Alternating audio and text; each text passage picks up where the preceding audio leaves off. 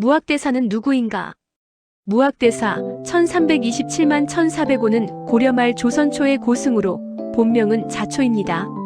조선을 건국한 태조 이성계의 왕사, 즉 왕의 스승으로 널리 알려져 있으며 조선의 새 도읍지인 한양의 터를 잡는데 깊이 관여한 인물이기도 합니다. 그는 젊은 시절부터 구도의 열정이 대단하여 중국 원나라까지 건너가 인도 출신의 고승, 지공선사와 나홍선사 아래에서 수행을 쌓았습니다. 해골물 이야기는 바로 그가 깨달음을 향해 치열하게 정진하던 젊은 수행자 시절에 얽힌 일화입니다. 길을 떠난 수행자. 무학대사가 아직 깨달음을 얻지 못한 채 구도의 길을 걷고 있던 어느 날, 그는 먼 길을 걸어 낯선 산중에서 밤을 맞이하게 됩니다. 사방은 어둡고 몸은 지칠 대로 지쳐 있었습니다. 마땅히 몸을 누일 남자나 민가도 보이지 않아 그는 허름한 빈터에서 하룻밤을 보내기로 합니다. 그 자리가 어디인지 주변에 무엇이 있는지도 제대로 살피지 못한 채 그는 쓰러지듯 잠이 들었습니다. 한밤중에 갈증이 극심해진 그는 잠에서 깨어납니다. 사방을 더듬거리던 그의 손에 무언가 손에 잡혔고 그 안에 물이 가득 담겨 있었습니다. 칠흑 같은 어둠 속에서 그는 아무것도 분별하지 못한 채 그 물을 벌컥벌컥 들이켰습니다.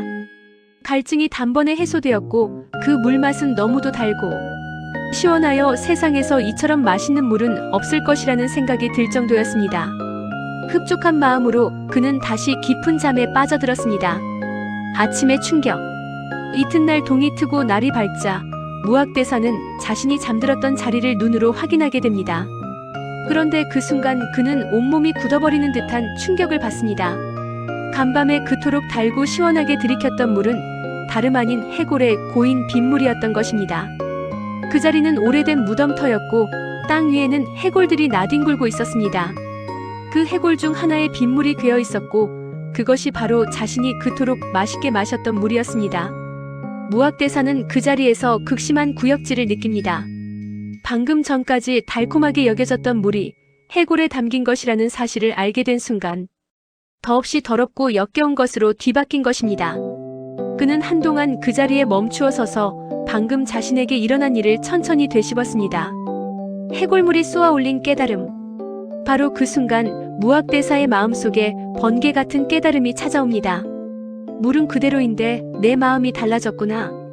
간밤의 물과 아침의 물은 똑같은 물입니다. 같은 해골, 같은 빗물, 같은 양이었습니다. 달라진 것은 오직 하나, 그것이 해골에 담겨 있었다는 사실을 알게 된 자신의 마음뿐이었습니다. 달고 시원하다는 느낌도 마음이 만들어낸 것이었고 더럽고 역겹다는 느낌도 마음이 만들어낸 것이었습니다. 물 자체는 처음부터 끝까지 아무런 변화가 없었습니다. 이것이 바로 불교에서 말하는 일체유심조, 모든 것은 오직 마음이 만들어낸다는 가르침의 살아있는 체험이었습니다. 세상의 아름다움과 추함, 좋음과 나쁨, 깨끗함과 더러움은 사물 그 자체에 있는 것이 아니라 그것을 바라보는 마음이 더 쉬운 것에 불과합니다. 마음이 집착하고 분별하지 않으면 세상 어디에도 더럽거나 추한 것이 없으며 반대로 마음이 분별하기 시작하면 가장 맑은 샘물도 오염된 것으로 느껴질 수 있습니다. 무학대사는 이 깨달음을 가슴 깊이 새기고 자리에서 일어납니다.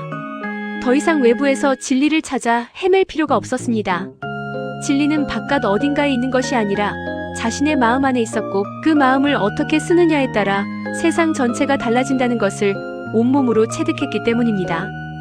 구독, 좋아요, 알림 설정은 다음 영상 제작에 큰 힘이 됩니다. 이야기가 남긴 메시지. 해골물 이야기는 원효대사의 해골 바가지 일화와 종종 함께 거론되는 한국 불교의 대표적인 깨달음 설화입니다. 두 이야기 모두 핵심은 같습니다. 외부 대상이 문제가 아니라 그것을 인식하는 마음이 문제라는 것, 그리고 마음의 본질을 꿰뚫어보는 순간 속박에서 벗어날 수 있다는 것입니다. 오늘날 이 이야기는 단순히 종교적 교훈을 넘어 우리가 얼마나 선입견과 고정관념 속에서 세상을 바라보고 있는지를 돌아보게 하는 이야기로 널리 회자됩니다. 같은 사람, 같은 상황, 같은 말도 내 마음이 어떤 상태에 있느냐에 따라 전혀 다르게 경험을 얻게 됩니다. 해골물의 교훈은 결국 이것입니다. 세상을 바꾸려 하기 전에 먼저 자신의 마음을 들여다보라는 것. 끝까지 들으신 분들은 모든 일을 잘 성취하실 DNA를 갖고 계십니다. 들어주시어 감사합니다.